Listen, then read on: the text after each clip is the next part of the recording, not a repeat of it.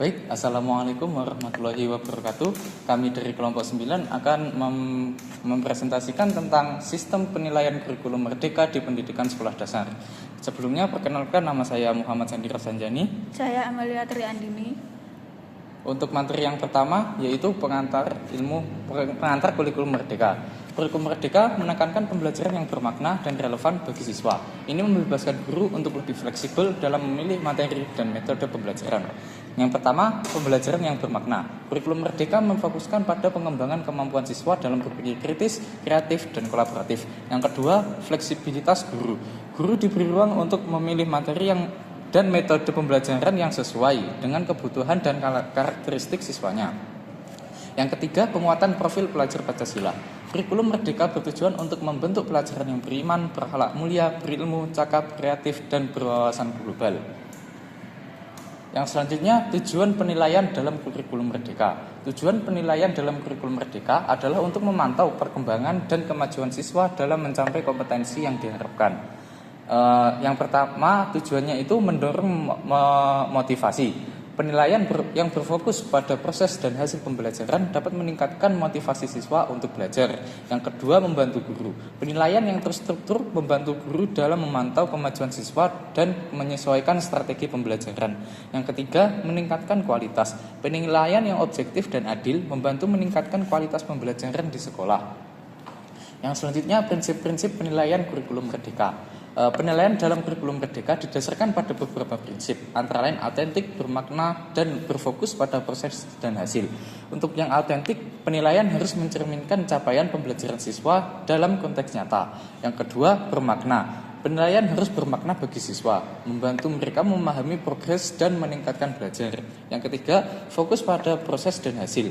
Penilaian memperhatikan proses belajar dan hasil yang dicapai siswa secara komprehensif. Yang selanjutnya, komponen penilaian kurikulum merdeka. Penilaian dalam kurikulum merdeka terdiri dari beberapa komponen yang saling melengkapi. Yang pertama, penilaian diri, membantu siswa untuk merefleksikan dan mengevaluasi proses belajar mereka sendiri. Yang kedua, penilaian guru, diberikan oleh guru untuk memantau dan menilai proses, progres, dan capaian pembelajaran siswa.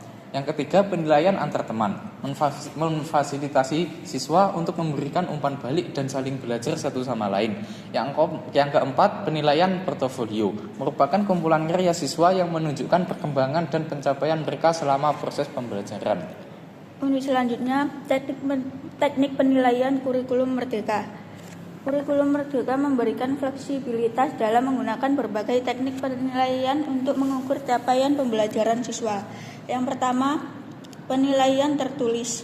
Teknik ini masih relevan dalam mengukur pemahaman siswa terhadap konsep dan teori. Yang kedua, penilaian kerja. Menilai kemampuan siswa dalam melakukan tugas atau kegiatan tertentu, seperti presentasi atau demonstrasi. Yang ketiga, penilaian proyek. Memfasilitasi siswa untuk menerapkan pengetahuan dan keterampilan dalam menyelesaikan masalah nyata. Yang keempat, penilaian portofolio. Mengumpulkan karya siswa selama proses pembelajaran untuk menunjukkan perkembangan dan pencapaian mereka. Selanjutnya, peran guru dalam penilaian kurikulum merdeka. Guru memiliki peran kunci dalam penerapan penilaian kurikulum merdeka. Yang pertama, perancang. Untuk deskripsinya, merancang penilaian yang relevan dengan tujuan pembelajaran dan karakteristik siswa. Yang kedua, pelaksana. Melaksanakan penilaian secara adil dan objektif, serta memberikan umpan balik yang konstruktif. Yang ketiga, pemantau. Memantau perkembangan dan kemajuan siswa berdasarkan hasil penilaian. Selanjutnya, tantangan dan hambatan implementasi. Terdapat beberapa tantangan dalam implementasi penilaian kurikulum merdeka. Yang pertama, keterbatasan waktu.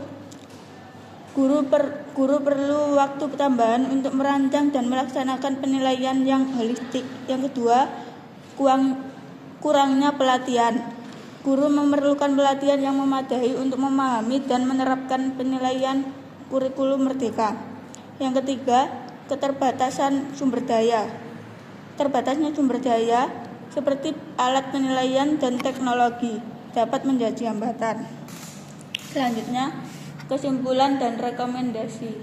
Sistem penilaian kurikulum merdeka memiliki potensi untuk meningkatkan kualitas pembelajaran di sekolah. Yang pertama, meningkatkan profesionalisme, meningkatkan kompetensi guru dalam merancang, melaksanakan, dan menginterpretasikan dalam hasil penilaian.